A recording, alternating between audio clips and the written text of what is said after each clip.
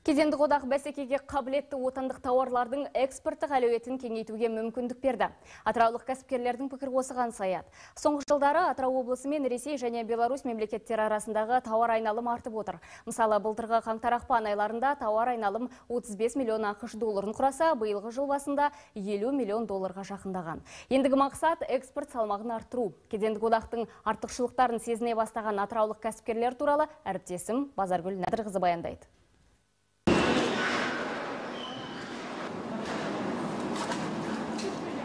Бұл Атыраудағы Амангелді өндірістік кооперативі. 80 жылға жуық тарихы бар балық шаруашылығының қарқыны қарымды бүгінде. Ай сайын 2000 тонна балық өнімдерін шығарады.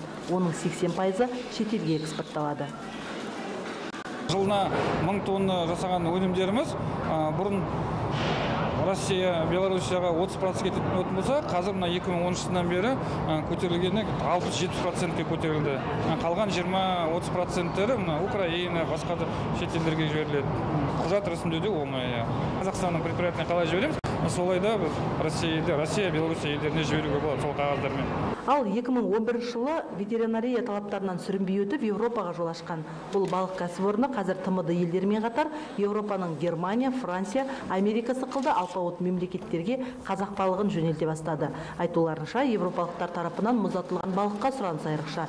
Ал кедендік одақ елдері кептірілген түріне құмар. Демек, талап жоғары, аса жауапкершілікті цехтағы қарапайым жұмысшыға дейін сезінеді. Балығымызды мұзбен қаптау, ол ұзақ сақталу мерзімін қадағалайды. Сондықтан да осы жұмысымызға белсене араласып отырып, жұмысымызды алға өрлету жолында бар ынтамызды салып жатырмыз.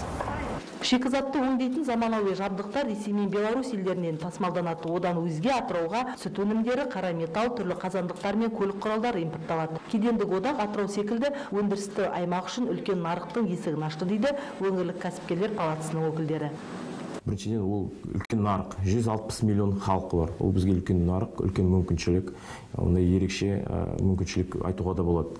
Екіншіден, біз енді Қазақстан өзіміз тіке шығыс порттарға ашық мұхитқа жоқ, сондықтан осы Ресей арқылы біздер көптеген порттарға шыға аламыз.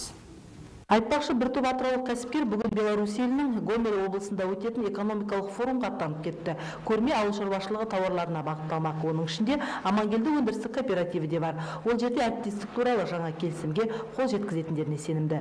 Базаргүл Нәдірқызы, Нұрбол Мұғалім, Астана арнасы, Атырау.